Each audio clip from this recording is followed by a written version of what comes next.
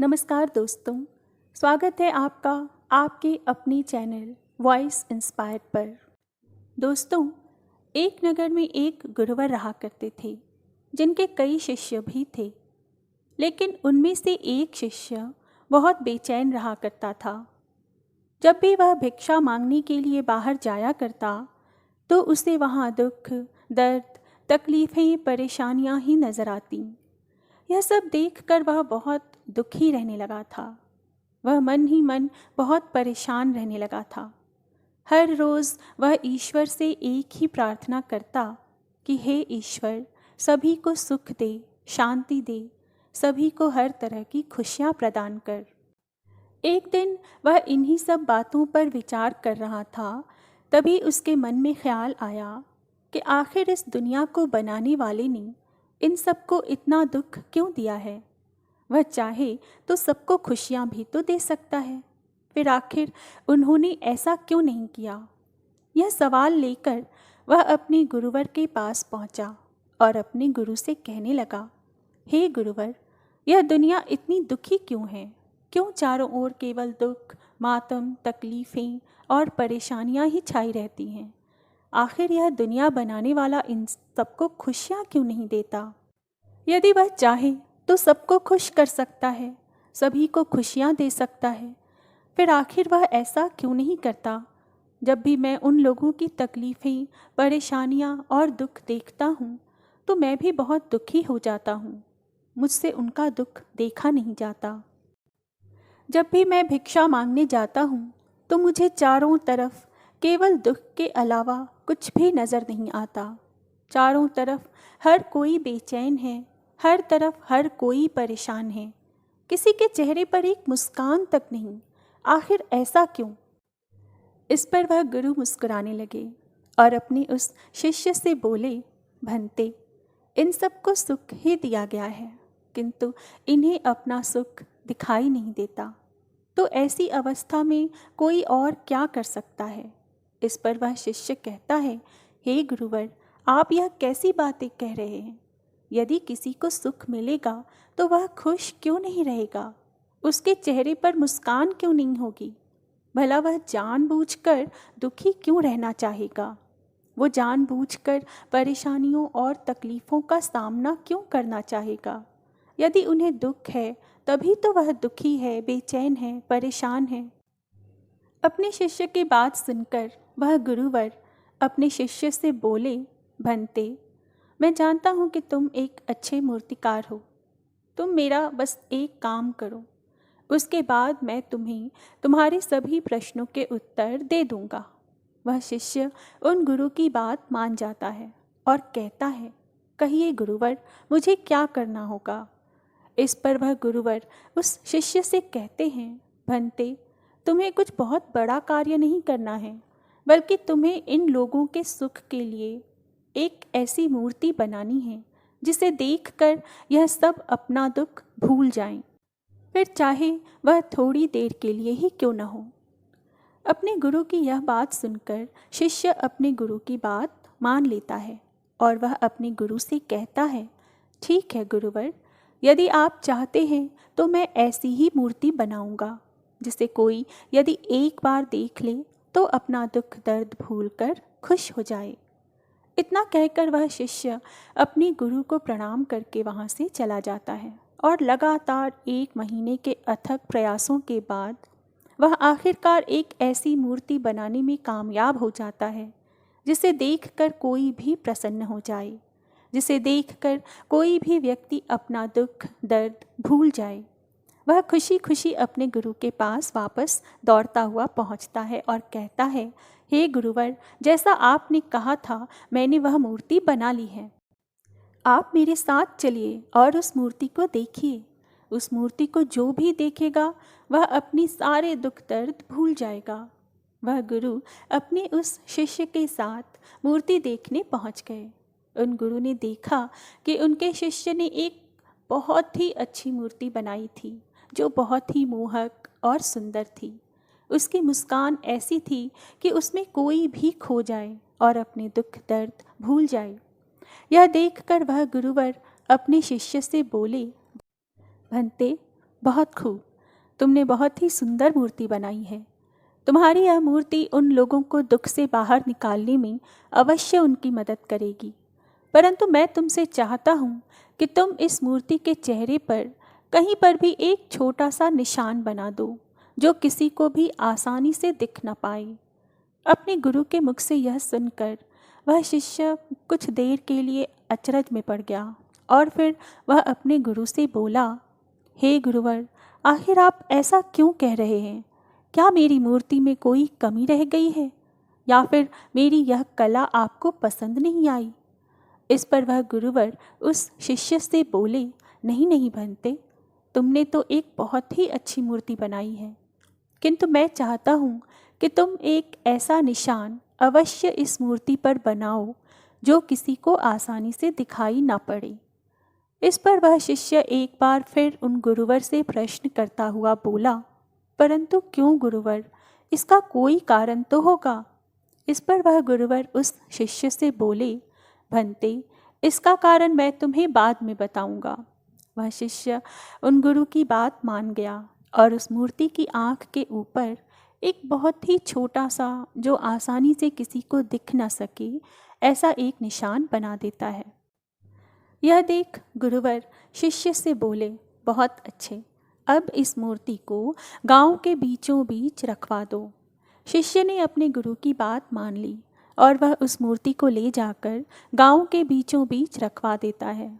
और उसके बाद वह शिष्य और गुरु दूर जाकर खड़े हो जाते हैं और गांव वालों के आने का इंतज़ार करते हैं। देखते देखते सभी गांव वाले एक एक करके उस मार्ग से होकर गुजरने लगे और सभी की नज़र उस मूर्ति पर पड़ने लगी। लेकिन जो भी उस मूर्ति को देखता वह बहुत दुखी हो जाता था। यह देखकर उस शिष्य को यह समझ नहीं आ रहा था कि आखिर ऐसा कैसे हो सकता है। मैंने तो एक बहुत अच्छी मूर्ति बनाई है, जिसे देखकर कोई भी खुश हो जाए, जिसे देखकर कोई भी अपना दुख दर्द भूल जाए, तो आखिर सभी लोग उस मूर्ति को देखकर दुखी क्यों हो जा रहे हैं। इसी प्रकार एक व्यक्ति उस मूर्ति को बहुत ध्यान से देख रहा था। कुछ देर तक वह यूं ही उस मूर्ति को देखता रहा, फिर अफसोस करता हुआ वह भी आगे बढ़ गया।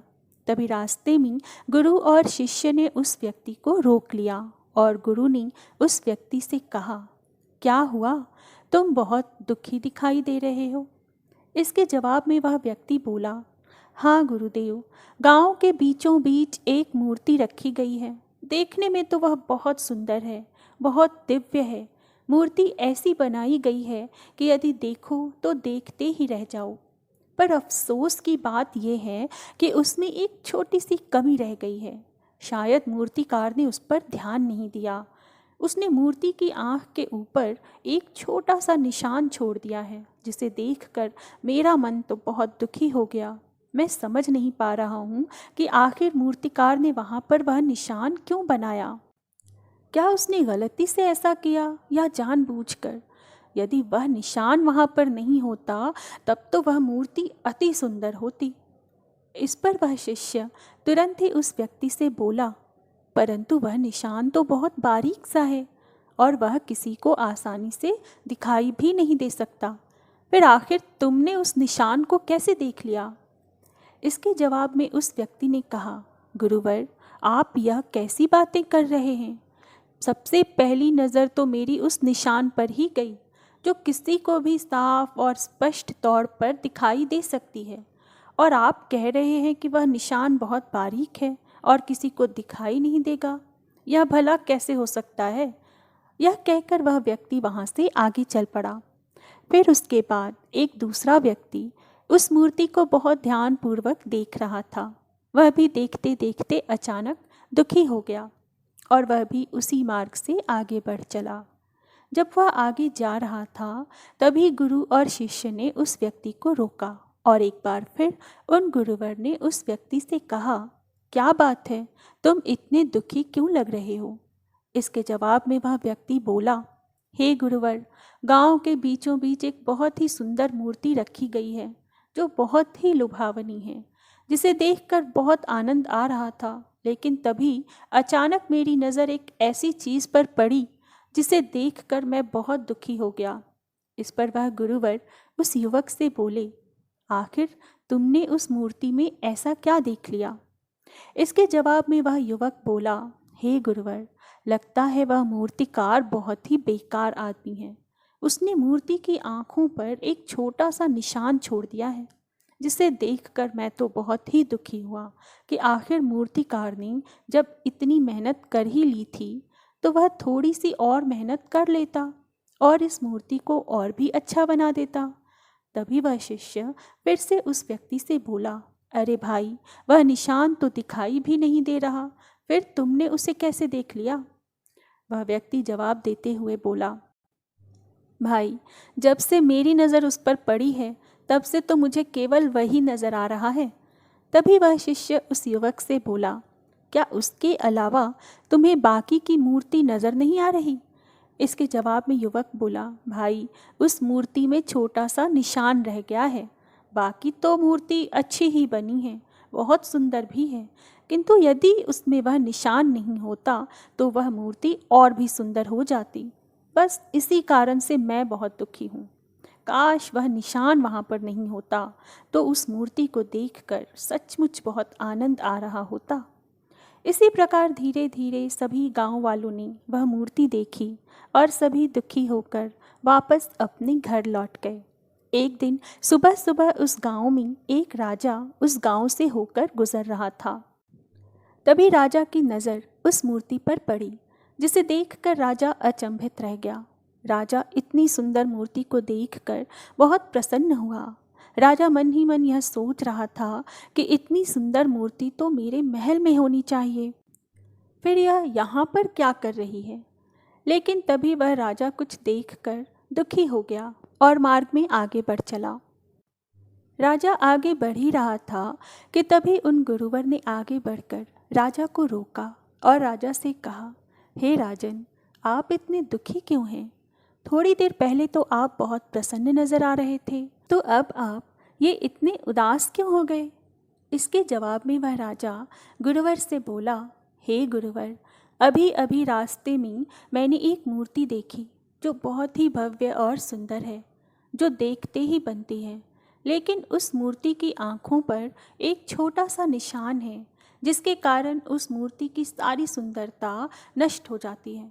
बस मुझे वही सही नहीं लगी, जिस कारण मैं बहुत दुखी हूँ कि उस मूर्तिकार ने जब इतनी मेहनत कर ही ली थी तो क्या वह एक बार उस मूर्ति पर फिर से नज़र नहीं डाल पाया? काश वह एक निशान वहाँ पर नहीं होता तो आज यह मूर्ति मेरे महल में होती।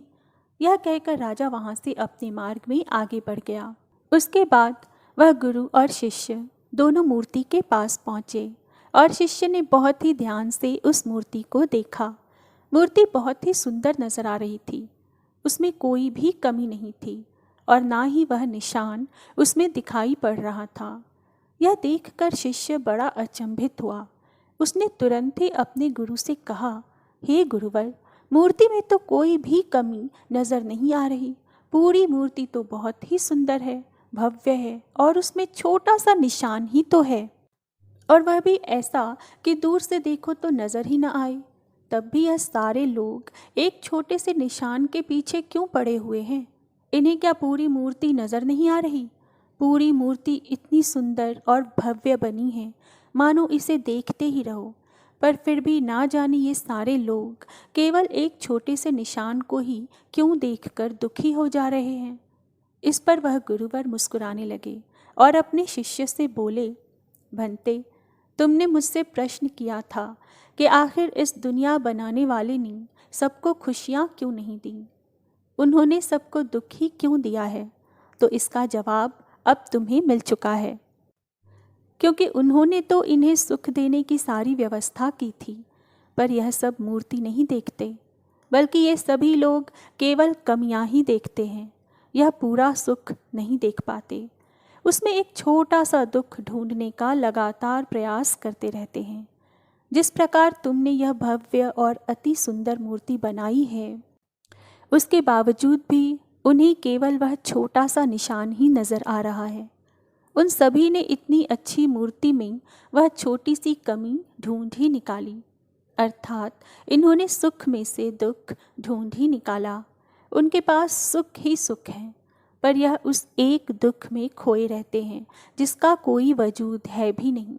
जैसे तुम्हारी मूर्ति में उस छोटे से निशान का कोई वजूद नहीं है, लेकिन उसके बाद भी यह सारे लोग केवल उस निशान को ही निहार रहे हैं। इस पर वह शिष्य उन गुरुवर से बोला, हे गुरुवर, किंतु ऐसा क्यों? इसका जवाब देते हुए गुरुवर बोले, भंते, बेचैन मन के कारण यहाँ सभी बेचैन हैं। यह कभी भी पूरी मूर्ति देखते ही नहीं, यह कभी भी अपना पूरा सुख देखते ही नहीं है। यह अगर देखते हैं तो एक छोटी सी कमी। ये सुख के बीच केवल दुख ढूंढते हैं। ये इस दुनिया के सारे विराट सुखों को छोड़कर केवल दुख पकड़कर बैठे रहते हैं, और वही दुख उनकी दुनिया और वही उनका जीवन भी बन जाता है। और इसी कारण वे लोग हमेशा दुखी, परेशान और चिंतित रहते हैं, अपने भाग्य को कोसते रहते हैं, क्योंकि उन्हें यह विराट सुख नज़र ही नहीं आता, बल्कि वह तो केवल दुखों में डूबे रहते हैं और उन्हें लगता है कि यही उनकी दुनिया है, और इससे यदि वह बाहर निकलेंगे तो वह इससे भी बड़े दुख में डूब जाएंगे। किंतु यह लोग यह भूल चुके हैं, इस दुनिया को बनाने वाले ने सभी को सुख दिया था, सभी को सुख देने की व्यवस्थाएं की हैं, लेकिन उसके बावजूद भी ये सभी लोग सुख पाना ही नहीं चाहते, सुख का भोग करना ही नहीं चाहते। ये सभी तो केवल दुख चाहते हैं और उन्हें दुख में ही मज़ा आता है। जिस प्रकार इस मूर्ति को बनाने वाले को सभी दोष दे रहे थे, ठीक उसी प्रकार इस दुनिया को बनाने वाले को भी सभी लोग दोष देते ही रहते हैं, उन्हें कोसते रहते हैं, जबकि इसमें उनकी कोई भी गलती नहीं, लेकिन फिर भी वह उनकी गलतियां निकाल ही लेते हैं। कोई कहता है कि मुझे इतना गरीब क्यों बनाया, तो कोई कहता है कि मुझे इस प्रकार की बीमारी क्यों दी, कोई कहता है मेरे पास हाथ पैर नहीं हैं, कोई कहता है मेरे जीवन में खुशियाँ नहीं हैं। और इसी प्रकार ये सभी लोग अपना रोना रोते रहते हैं। ये सभी अपने जीवन में खुशियों की ओर ना देखकर बल्कि अपने जीवन में केवल दुखों की ओर ही देखते रहते हैं।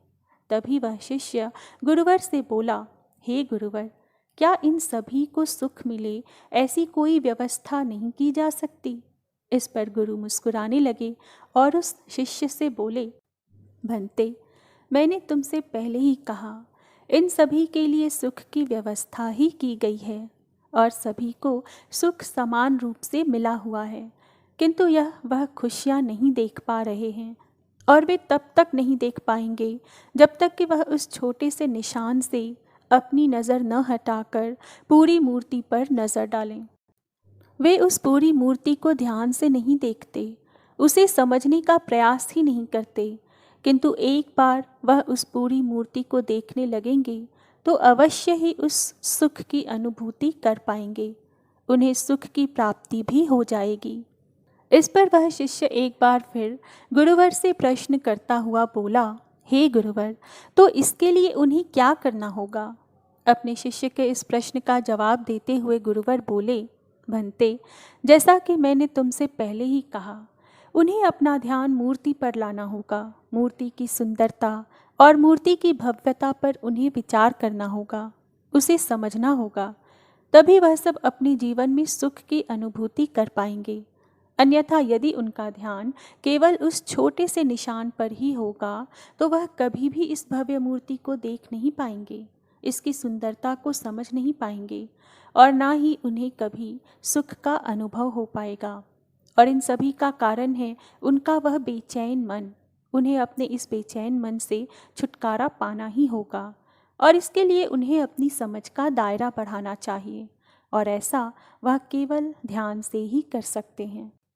केवल ध्यान से ही मन की बेचैनी कम हो सकती है, और एक शांत मन शांति भाव से ही पूरी मूर्ति को देख सकता है, उसे समझ सकता है, उसकी सुंदरता, उसकी भव्यता पर विचार कर सकता है, और एक शांत मन ही सुख का अनुभव भी कर सकता है, उसका उपभोग भी कर सकता है। वहीं पर एक अशांत मन एक छोटी से छोटी कमी को भी ढूंढता रहता है, जिससे वह एक बार फिर से दुख का अनुभव कर सके।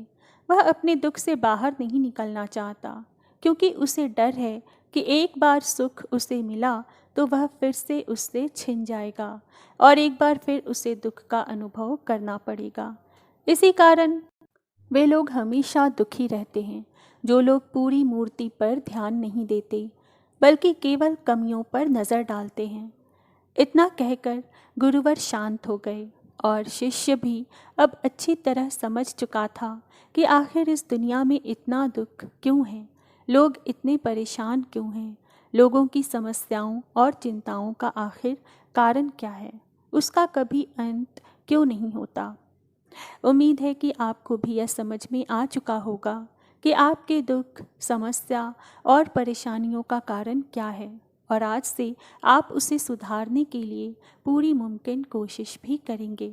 तो दोस्तों, इसी के साथ आज की कहानी यहीं समाप्त होती है। आगे भी ऐसी ही कहानियाँ सुनते रहने के लिए प्लीज़ मेरे चैनल को सब्सक्राइब करें और मेरे वीडियोस को लाइक और शेयर ज़रूर करें। मैं फिर आऊँगी एक नई कहानी और एक नई आशा के साथ। तब तक के लिए नमस्कार। आपका दिन शुभ हो।